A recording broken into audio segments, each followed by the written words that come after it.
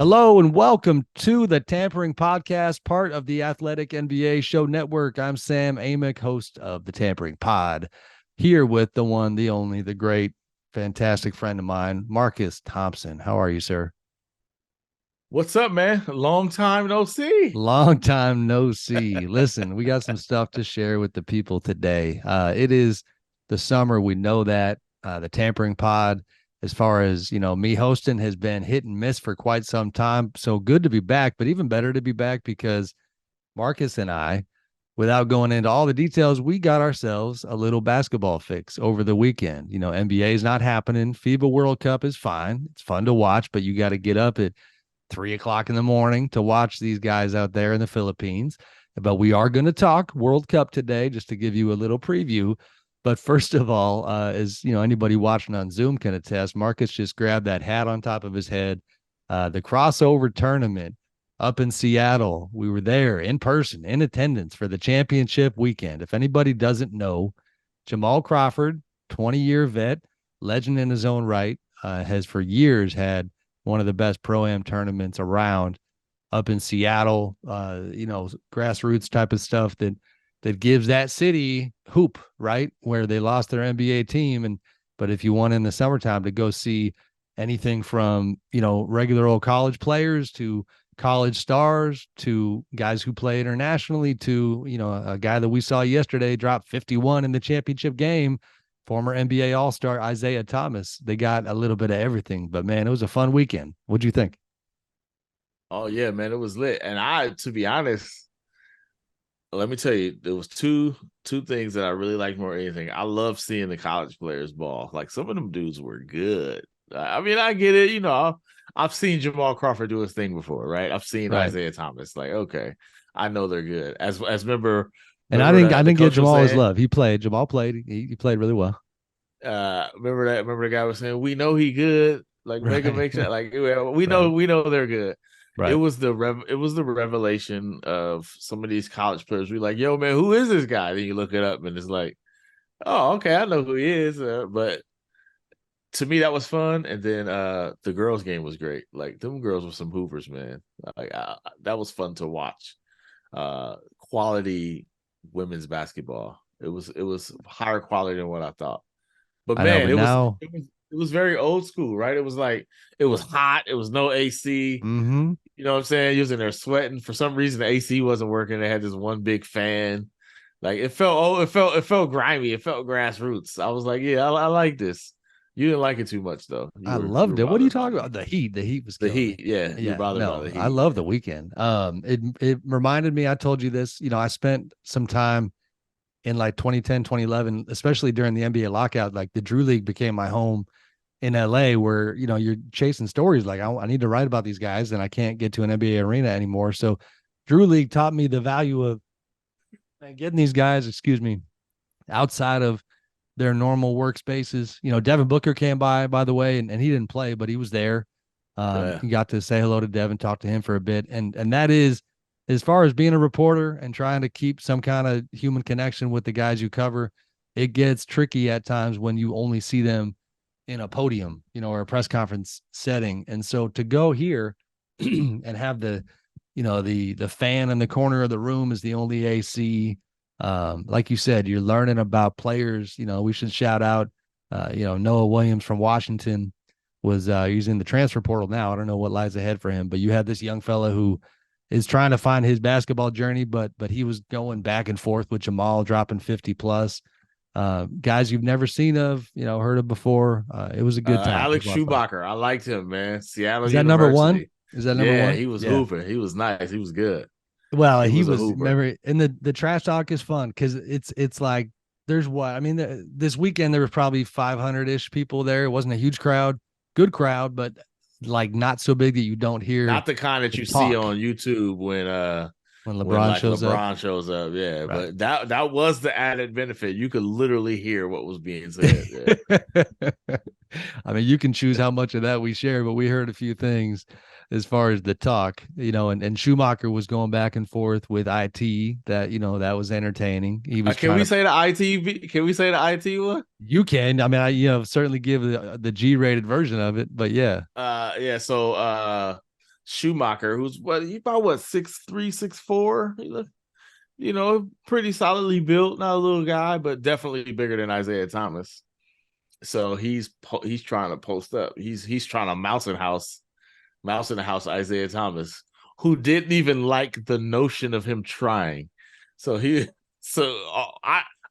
heard it better than me. I heard the back end of it, but he's like, yeah, don't try to post me up. He's like, he said, again, I'm filtering a little bit. He said, I've been posted up by one dude.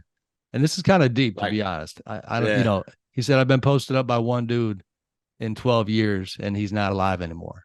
And he meant posted up, because I was like, what does he mean? People post him all the time. He meant scored on in the post by one dude, right? Right. And the sense we got, and I'll ask IT about this when we talk next, but that it seemed like, I think it was Kobe was who he was talking about. IT is very close to Kobe. Yeah. And he was wearing Kobe's while he was playing. Yeah. And that's just this little thing where you're processing in real time. Like, did he just say what I think he said? Yeah. Then we had, I mentioned that's real Noah. Ball, Sam. Yeah, man. Jeez. The last person to post me up was 12 years ago. That's why they need to give us seats on the floor again in NBA arenas. We don't hear any of this stuff. Yeah, we need that. And then even like, I mentioned Noah, the former UW player, had some really nice moments, productive player, but man, like, he starts going at the host of the tournament from a talking standpoint, and Jamal got pretty fiery. Like, we got to see, Jamal, this is my tournament, my floor.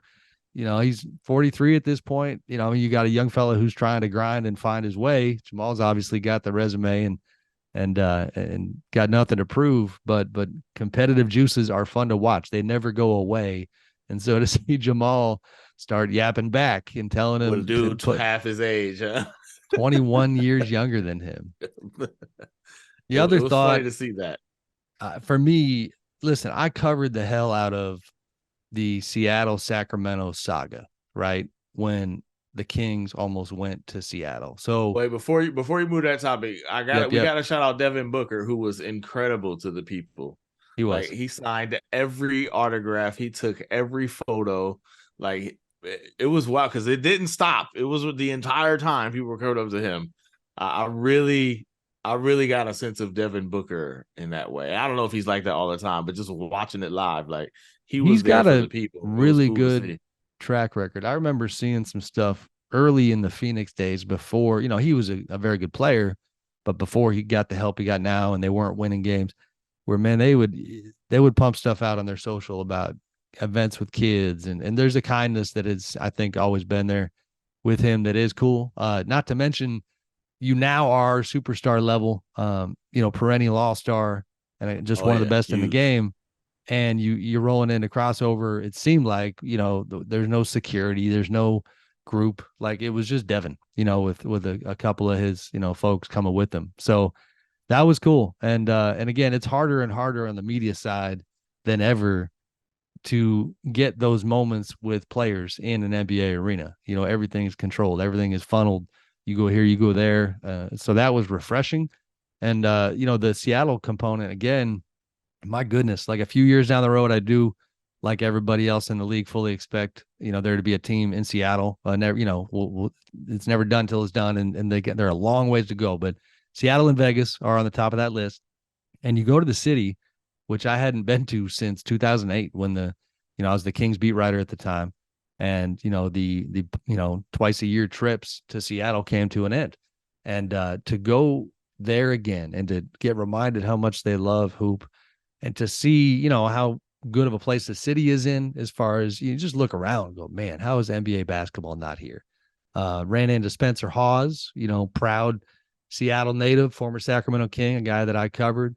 Talked to him for a bit about. Was rocking the Mariners cap and his t-shirt. Yeah, 100%. And still t-shirt. He's always worn his cap, all the way back on his head, kind of pointing to the sky, Spencer style. It was really good to see him and catch up a little bit. And, he kind of made a comment about how it's still kind of surreal not having a team in town. You got a former NBA player that at minimum would love to, be able to catch up with his guys as they come through town. And that's not the case. So I certainly hope down the road that we have NBA hoop there in Seattle again, because the appetite is strong. it just feels more inevitable than it probably is, but it definitely feels inevitable, right? It feels like there's an energy where it's like, how could the NBA possibly just keep overlooking this? Like, They're it's not a now. ready-made audience. I know what I'm Right. saying, like it feels inevitable, right? It Right. feels like, oh yeah, this is coming, this is happening. But there's a I mean, it's plug and play there, right? Like the amount of people who just show up to watch, which, if we're being honest, is not highest level hoops, right? It's good pickup, it's good playground hoops, but uh yeah, it's pretty palpable, and like it's plug and play. It's like we know how this works, and especially having lost the NBA, you just know they're gonna be even more appreciative of having a franchise. But once you deal with like the politics and the money and all that, because it's gonna be big business. Whoever brings the Sonics or an NBA franchise back to Seattle will be deified. No question. Well, and to Jamal's credit, honestly, and I talked to some locals in the NBA community who I'm stealing this sentiment from them. To his credit, he's legitimately filling, a void during this period where the city is dying for whatever it can get Him and basketball the and wise. and the storm and the Yeah, storm. and the storm, Yeah. 100%. You know, so it was fun, and I don't know why I would tease this without being able to really share it. But people, if you just trust me, if you would have heard this debate that happened after the championship game between Marcus Thompson and Jamal Crawford about best of all time players, I should have been hitting record on the phone. I've known this man 20 years ish, and I don't know that I've ever seen him get that fired up.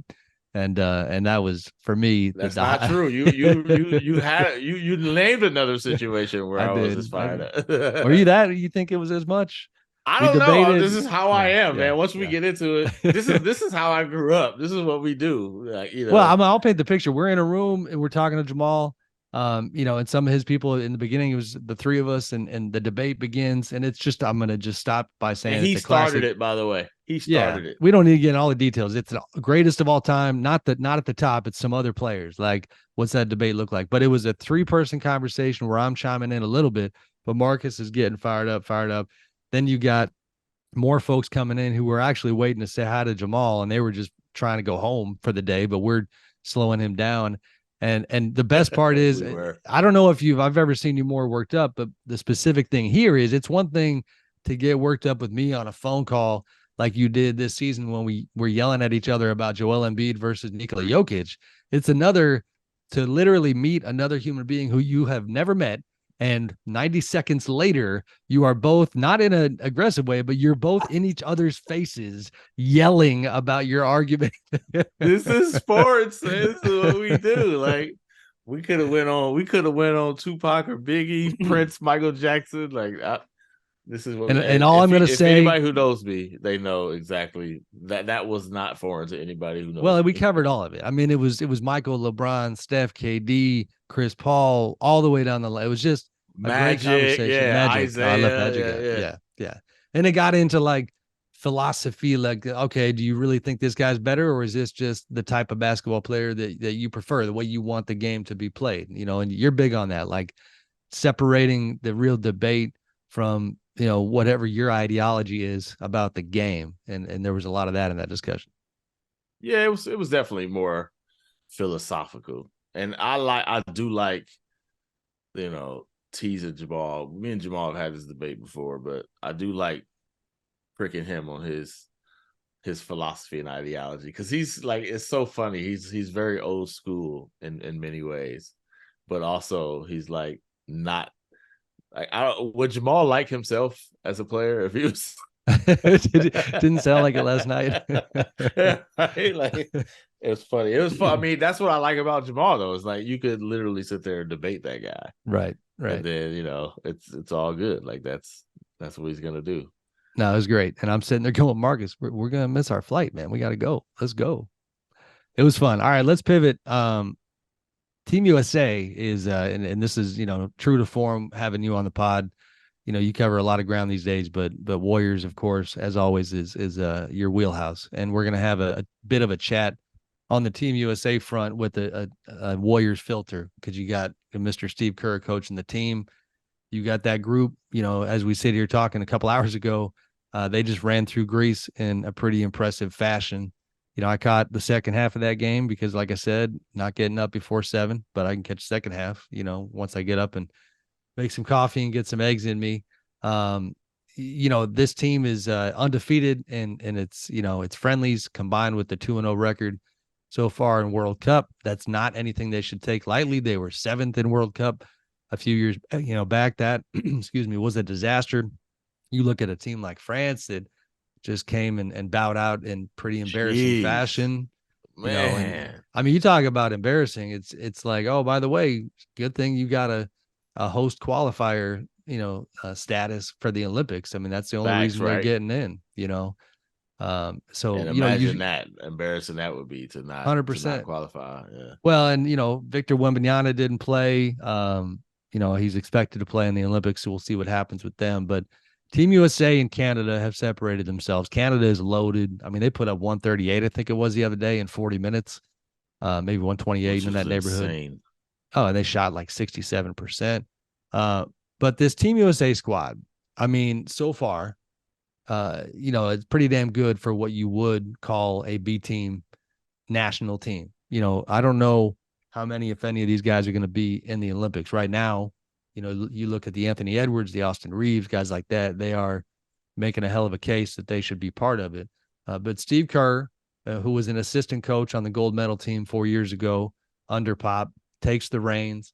And I'm obviously not there. Shout out Joe Varden doing great work on the ground for us, actually On the covering the grind, team baby. on the Yeah. ground, on the grind. He's been just traveling the globe chronicling this team, and he's written some good stuff about Steve and that coaching staff with Mark Few and Eric Spoelstra and Tyronn Lue.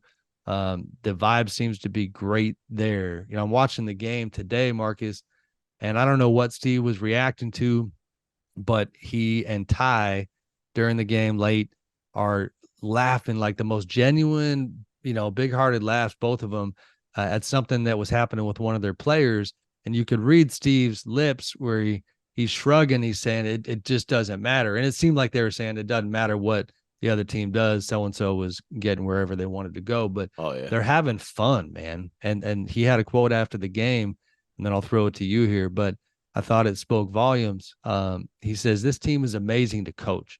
I mean, we were just saying in the locker room, this isn't normal to have 12 guys who are pulling for each other every single day, regardless of how many minutes someone plays, how many points they score. Every single guy is all in. We're having so much fun every day. This is a special experience, and I'm just so happy to be a part of it. Your thoughts on the Steve Kerr experience with Team USA? What a wonderful recruiting tool for the post-Steph era of the Warriors. There you go. I he, threw the he, lob, he and here you come. I mean, what he's happening, and look, this is how Team USA works. This is how it's been worked, right? The camaraderie that's built here ends up impacting how the league operates, right? And what goes on in the league. And what you're getting is a lot of young guys who have been used to playing a certain style of basketball now being essentially indoctrinated with the Warriors way, right? Or the Steve Kerr way, the strength in numbers, I care as much about the guy on 12 as I do, as a star, right? I mean, Warriors fans have lamented Steve Kerr's dedication to guys who probably shouldn't even be on a team, at the expense of other guys, because Steve is like full bench, everybody's involved. This was his career. This is how he spent his years on the bench, so he cares about it. And there's like a joy and a pleasure in that kind of setting, right? This is Warriors basketball. This is their way. This is how they operate, which is a little bit more international than the traditional NBA of one star, build around it. So you're watching guys like Anthony Edwards, like Brandon Ingram, right? These guys who come from different, very ISO centered, very star centered. Now they're getting to the spot where, hey man, I'm coming off the bench, but hey, this feels kind of good. Like now I know, like Jaren Jackson, right? Like, hey, but this how offense works, right? What you mean? Paolo Banchero can lead 21 one day, the next is Austin Reeves, and then it's Anthony Davis, and it's Brandon Ingram, and everybody's fine with that. Like, so I do feel like this is the best. This is the best pitch. This is the way. Like this is Steve Kerr, and I think it's bigger than the Warriors. I think Steve Kerr is becoming the Popovich of the next generation, right? He's the guy who's gonna have all this clout. He's gonna have the championships. He's gonna have the gold medal, and now he's gonna be looked at as one of these supreme basketball entities. I think he loves this as much as he does coaching for superstars. And like, I feel like I remember they went 15-50, and he's like, this is great, right? Like they were losing, but he's coaching, he's teaching, and there's a part of Steve Kerr that loves that. Man, I'm telling you right now, Sam, don't be surprised if some of these dudes end up playing for Steve Kerr. Well, I mean, which ones are we talking about, Marcus? You know what I mean? I think before you answer that, where do you think Steve's reputation is in the player community? And all I mean by that is, Pop is Pop. Pop not only had his 5 rings, but a longer runway just as an older man for that legend to grow. And by the time players would play for Pop with Team USA, and it was a relatively short run, there was no curiosity, I don't think, about who he was. And I'm sure players who had never played for him, they had to figure him out. But with Steve, I feel like whether it's an age thing or just a career arc thing, that like I do wonder if you're an Anthony Edwards, for example, and this is going to probably segue perfectly into the next part, but you're Anthony Edwards, and it's been reported how Steve comes to him and talks about possibly coming off the bench, which at Team USA that's supposed to be like all for one for all, D Wade, guys like that, that's what you do. But that Anthony Edwards, had told Steve, like, I understand that D Wade came off the bench, but they had Kobe. We don't have a Kobe on this team. And Ant felt like that quote was kind of, cited. I think he felt bad about the way it came out, but like, I get his point. So you're having those kind of conversations between Steve and a player like Anthony Edwards, but what's the foundation, if any, going in, do you think, as far as how players see him? I think you're absolutely right. And it's the opposite of Pop, where like, they only know about Steve from what they hear from the guys who've played with Steve, which is really not their generation. I think the difference with Pop is he's been around for so long.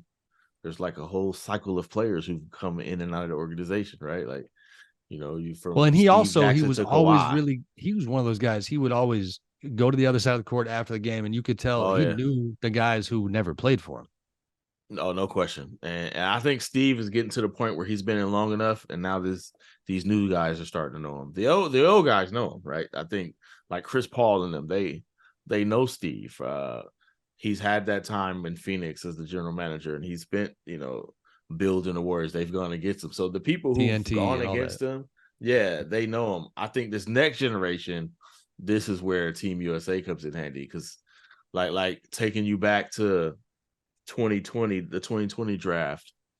They work out Anthony Edwards, and Steve Kerr essentially tells him like, hey, you need to work harder. Right? Like, he's like, yo, you're good, you're obviously talented, but man, you have to, like, if you want to be the guy you think you are, there's another level of work ethic you can get to. And Anthony Edwards is like, yo, he calls his trainer and he's like, yo, I need to step it up, because I think what it was Steve asked him, like, can he do more? And he said he couldn't do it. He was too tired or whatever. But like, that's the beginning of it, right? And now that's his first interaction. What are these other players? This is going to be their first interaction, right, with Steve Kerr. So I think he's building that reputation around the league. As it is, I bet you a lot of them think, like, yo, man, you coach Steph Curry, Klay Thompson, and Draymond Green. Like, how good are you? But his philosophy, the way he thinks about the team, if you like, I think that's what they're going to learn. I think you're going to get that sense of what he's about, that he's chill, right? Like, he's not the admiral, the militaristic style like you hear about Popovich, right? Where you're going to do things my way, right? Like, Steve is like much more pull you to the side. And I think this Anthony Edwards thing, where it's like, and I know I'm talking about Anthony Edwards a lot, but and Steve Kerr, but the whole future warrior, Anthony Edwards. come off the bench, and all right, now Steve, now he's like, yeah, whatever. I bet you Steve loved that about him. Love that he's like, yeah, no, I wouldn't. No, I don't really feel that, because those type of things are about building a relationship. This is like, you think of Draymond and Steve, how many times they've clashed about stuff, right? To me, that's Steve ethos as the coach is like, it's kind of corny and cliche, but we're in this together. We're gonna lock arms. We're gonna disagree, but we're together. We're gonna get on the same page, and we're gonna go win. And I do feel like he's starting to build some of that stuff with the next generation of players, which, we could talk about contract stuff. If he ends up somewhere else, that's going to be a big deal. Yeah. I mean, what you're hitting on there, obviously, is he's going into the last year of his deal. The Warriors just went through the Bob Myers saga that we talked about it in Seattle a little bit, just my own opinion of, like, I understand the Warriors kind of insistence that situation wasn't about money. But to me, if you go back to last summer, there was this window in time where I do think, just again, my opinion, if they would have blown Bob away and put, kind of FU money on the table, then maybe that thing gets resolved. And with Steve, you have a similar kind of landscape right now where going into last year. So we'll see what happens there. I mean, we probably shouldn't hint at that without letting you weigh in. I mean, what is your feeling on, what, if any, concern, or just kind of the perspective on that situation right now?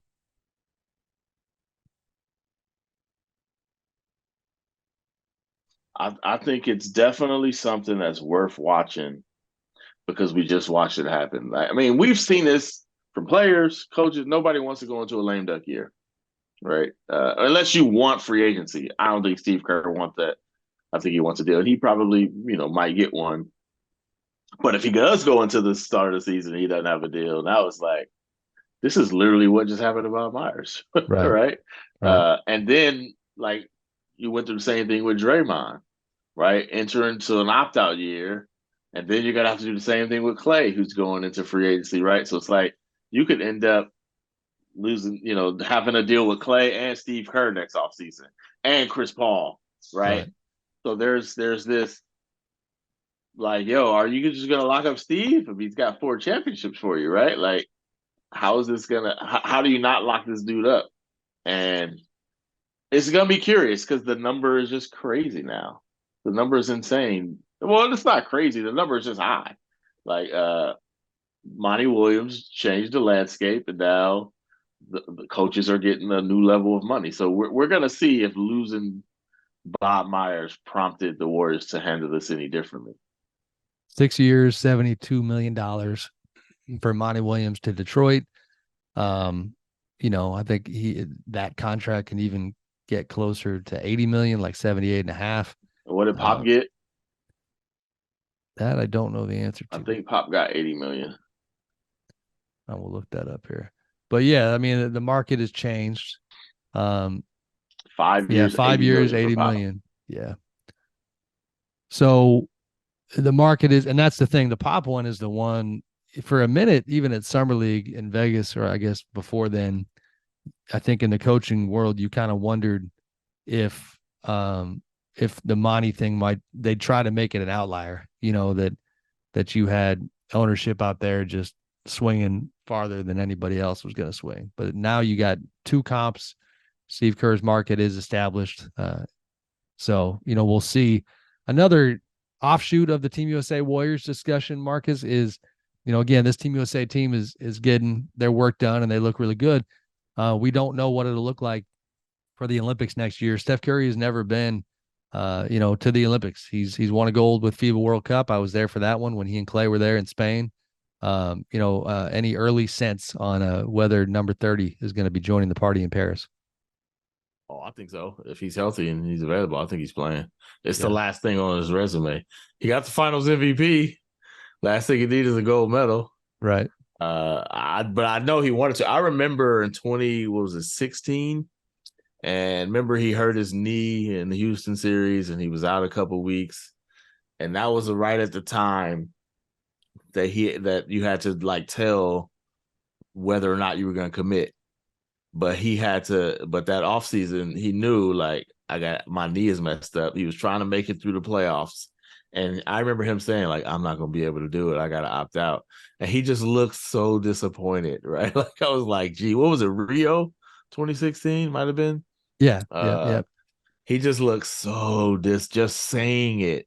Like he was just like, I mean, I want to. I just don't know how I'm gonna be able to do it because he had the I think it was a grade 2 MCL sprain, and I think he's been wanting to do this for a while, just because it's like that's the experience. I know this is tampering, so we can talk about that, but like that's where those relationships get built, and some of these strong connections happen at the Olympics, right? Like then guys get to say, "Hey man, I want to play. I want to make this full time," right?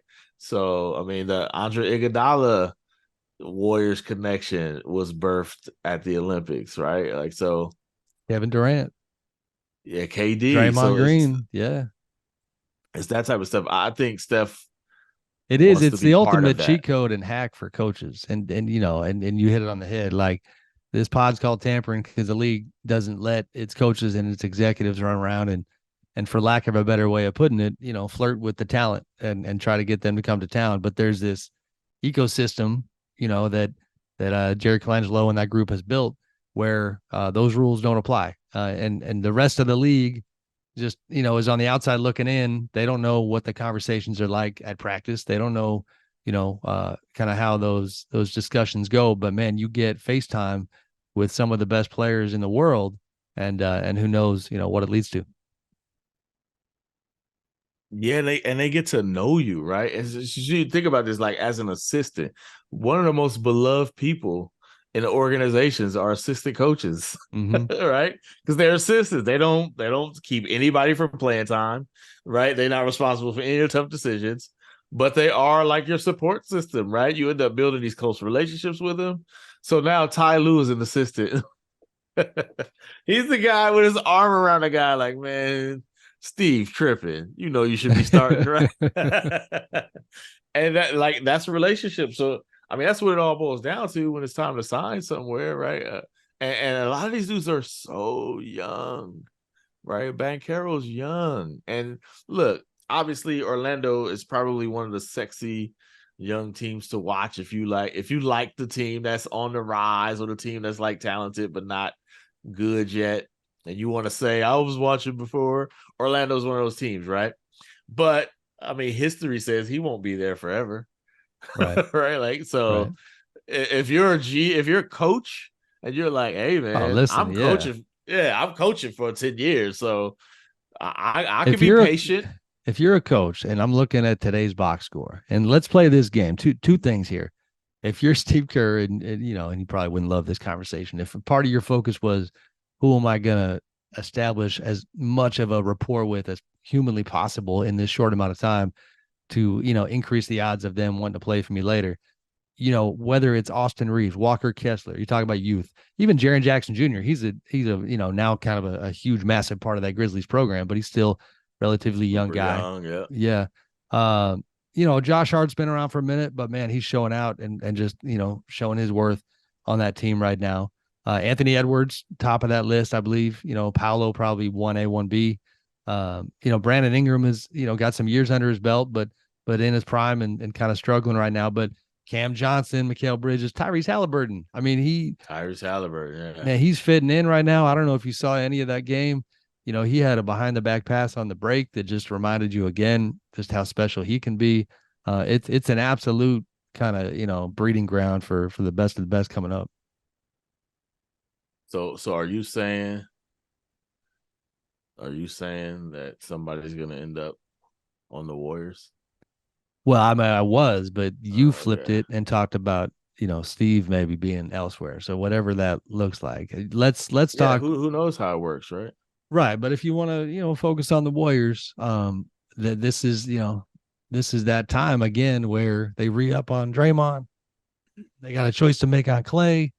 You know, Steph's locked in. You know, look into your little crystal ball. What do you think?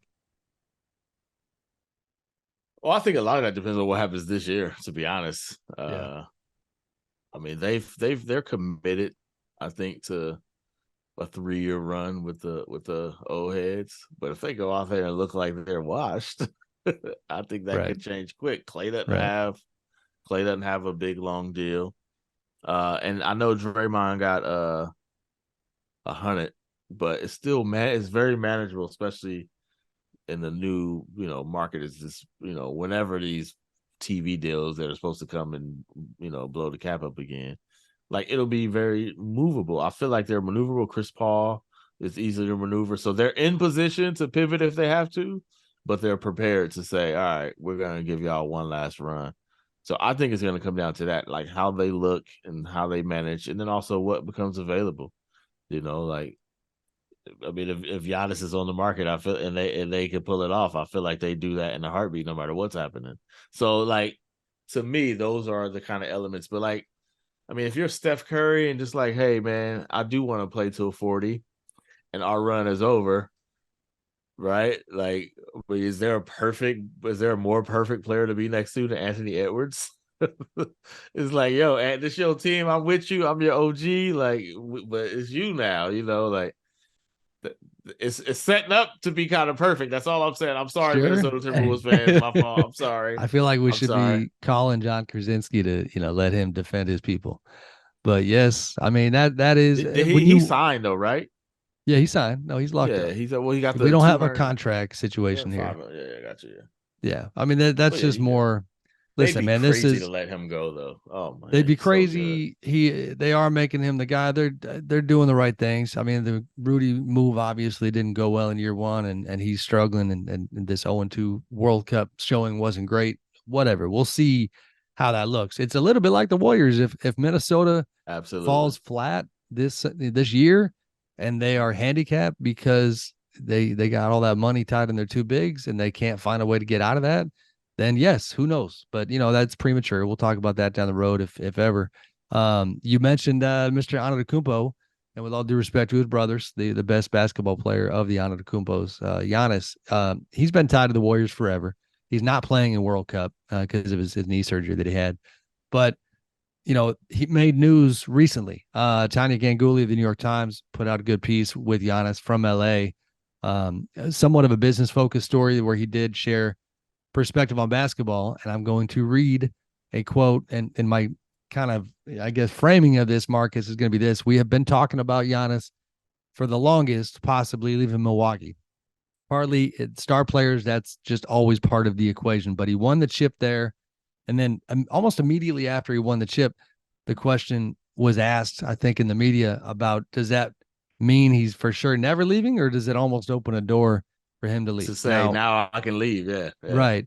And more specific to me at the time, I probably would have gone for the latter. Like a franchise goes 50 years without winning it, and you're the hero and you get the job done. You owe nothing. You can walk if you want. But more specifically, you know, they have an ownership change from the Mark Lazary led group to the Jimmy Haslam led group. And within that, Giannis is locked up on his contract, but I think the ownership stuff is enough when it comes to Giannis kind of having to reread the room. That's a mouthful, and figure out who he is working with. And the question of, can I go win more championships? So this is the quote from Tanya's piece in the New York Times, talking about the fact that technically he can sign a 3-year extension worth 173 million in a few weeks. Not going to, because economically it makes no sense to do a deal this summer. He can make a lot more down the road. But the quote says from Giannis, the real question's not going to be this year. Numbers wise, it doesn't make sense. But next year, next summer, it would make more sense for both parties. Even then, I don't know. I would not be the best version of myself if I don't know that everybody's on the same page. Everybody's going for a championship. Everybody's going to sacrifice time away from their family like I do. And if I don't feel that, I'm not signing. Thoughts? Those are some words right there. Oh man, and did they ever fuel the Warriors world wish list, right? And look, I remember I might have had something to do with this, but Steph threw a lob to Giannis or something in the All-Star game, and that became they're gonna play together. They're gonna play together, and that was just like a little happy moment where they played together. Like this is him saying, "Yo, I might be out, right?" I mean, that's just shy of the Magic Johnson. I'm not gonna be here, right? I mean, so you can imagine how this fuels that, right? This idea. We already know him and Steph have a good relationship, and he respects Steph. And like there was some post earlier where he was like, they're talking about where he should go, and somebody said the Warriors, and he stopped. The Warriors? He said I should go to the Warriors, and Warriors fans eat that stuff up, right? Uh, to be honest, I think Giannis, who has said so many times, I'm not I don't like the hopping, I don't like the jumping around. I wonder if he backs off that for that reason, right? And ends up going somewhere else. But if Steph is 36, you know what I'm saying? And they look like, hey, all right, you're not walking into a regular championship contender. It might be a little different. I do know this though. Joe Lacob, the Warriors owner, this is what he lives for. Getting players like that, landing players like that. Chase Center is like the most expensive ticket in the game. They're gonna need a superstar, right? That they're gonna need a superstar. So if it's possible, they're probably gonna try to figure out a way to do it. If it's possible, I just think Giannis might be like, man, I can't do that. I mean, Giannis, so he's 28. Birthday's in December. He'll be 29. Contract wise, this coming season and the following guaranteed player option 2025 26 for 51.9 million. We know, like let's fast forward to next summer. The Bucks don't have the finish they want. He's not loving what he's seeing when he reads the room. You're now 1 year out from possible free agency. We know the formula. Not everybody does the Ben Simmons and ass out with 4 years to go. Usually it's 1 or 2. So that would be 1 year out. And that's, again, like a lot of the situations we talk about, you just got to wait and see how the year goes, how he's feeling. I would argue, as somebody who does feel like he's got a decent sense for Giannis's mentality, that the Steph thing and the idea that if he's 36 and he's not walking into a contender, I could almost see that being a motivating factor for Giannis. Because I think, the idea for him of being plug and play in a place, I mean, honestly, like the Kevin Durant approach where you're catching Steph and Clay and Draymond in their primes and you're adding to that, and the league just shrugs and says, you got to be kidding me.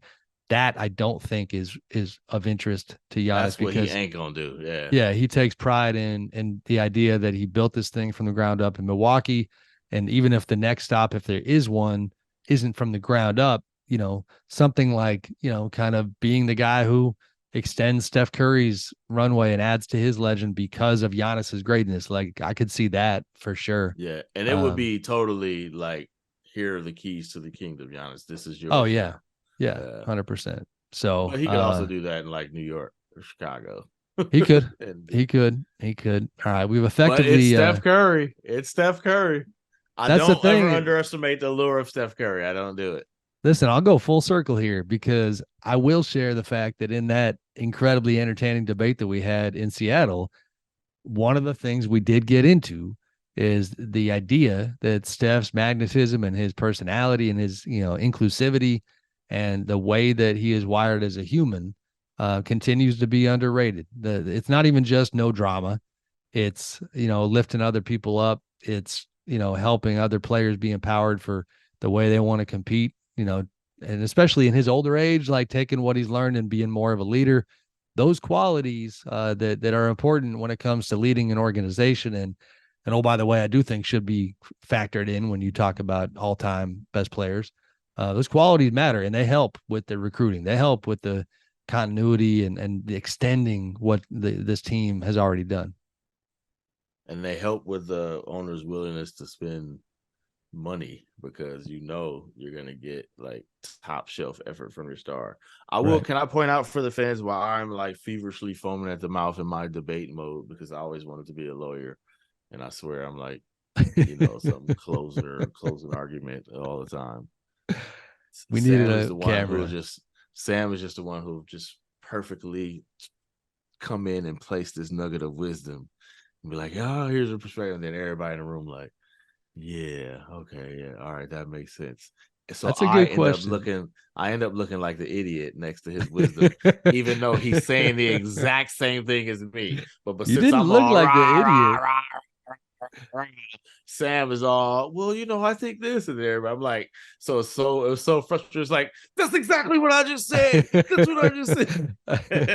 But he My said it favorite like, part, like a wise man, so it sounded better. I'm gonna throw Jamal under the bus. My favorite part is that every so often, you'd be just on a roll talking to someone else in the group, and then Jamal would like behind your back look at me and either be kind of like not rolling his eyes, but like, man, you believe, No, rolling like, his eyes. yeah. Yeah. No, rolling his And I'm eyes. giving him like either a thumbs up or thumbs down on whether I agree with that specific point that you're making. But man, that was a good time. Seattle, I'm gonna go full circle with this. Seattle's a good place. I was feeling like old's the wrong word. I ain't old, man. I've just been around for a minute. But seeing Spencer Hawes was Experience, something. baby. Yeah, like that was something like Spencer Hawes, I covered as a rookie. I remember meeting his father for the first time, Steve, and talking to his, Spencer played at Washington. I remember sitting in the Kings practice facility, and his dad was like, I didn't really know Spencer's game very well. And I remember his dad telling me, like, oh, he can really pass. And, it was kind of cool. He had this dad who was so excited to see his son's journey begin. That was a long time ago. Those were those days on the beat, and to see, him and see that he's doing well and look super healthy and big smile on his face was cool. So again, NBA in Seattle, hopefully it does happen down the Yeah, you road. had the Sac Seattle connection popping, huh, Sunday? You I had did. IT in Yeah. the building. You had Spencer Hawes. Yeah, he was ready. Not You got only all the that, I mean, history. Marcus, if you asked me to make like a list of, this is a weird way of putting it because the Kings fans didn't enjoy that story because they thought they were going to lose their team. But as a reporter, if you asked me to do a little power rankings of my favorite stories to cover where it tested you and your reporting abilities, that saga is on my short list because before you know it, I'm not working a press conference or a locker room.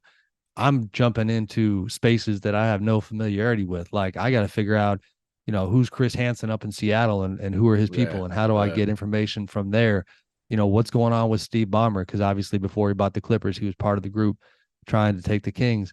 You just, and you would have, because you're talking big business, billions of dollars, my phone would ring with the most random people I never heard of, trying to leak information, trying to connect with you because they see you reporting on the story.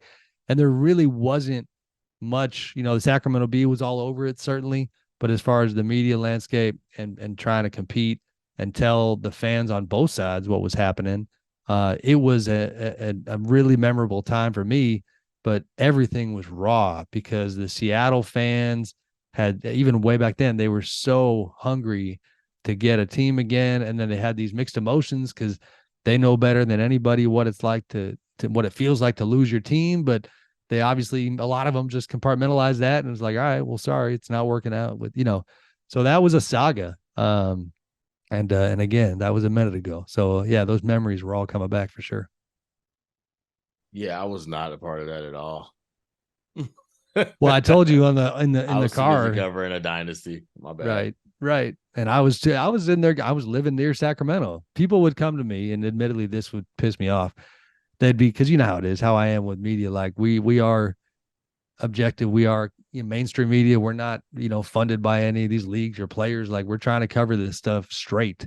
And I'd have people say to me casually, like, well, I'm sure you want the Kings to stay because you live here. Like, you're rooting for that side. And I was like, I'm not rooting for anything. I'm trying to say what's going on. But there was this reality, like, and I was kidding with you yesterday, like if they moved, I might have to, pick up shop and go back to my roots in the Bay, come down that way because I wouldn't have an NBA team here. But Let's go, baby. Amador Valley's finest. They need to know you from the East Bay.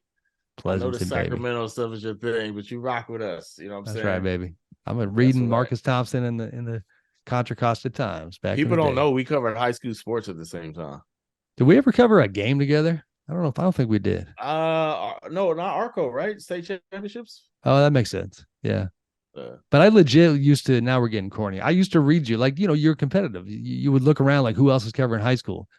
And then there was something nostalgic about the fact that you were writing in my hometown newspaper. The Valley Times was the regional Yes, offshoot baby. of the CC time. I mean, that's what was on my doorstep every single morning. Like, who's this Marcus Thompson guy who's all over the place? He's pretty good.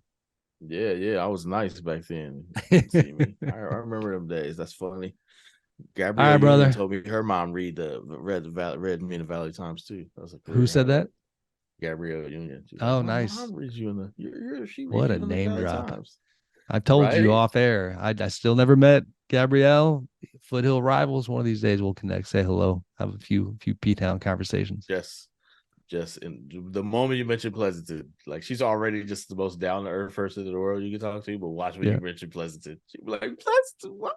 I'm here for it. I'm here for it. Gonna be in there. All right, my friend. Appreciate the time. Appreciate the convo, and everybody listening. Good to be back. We'll talk to you soon.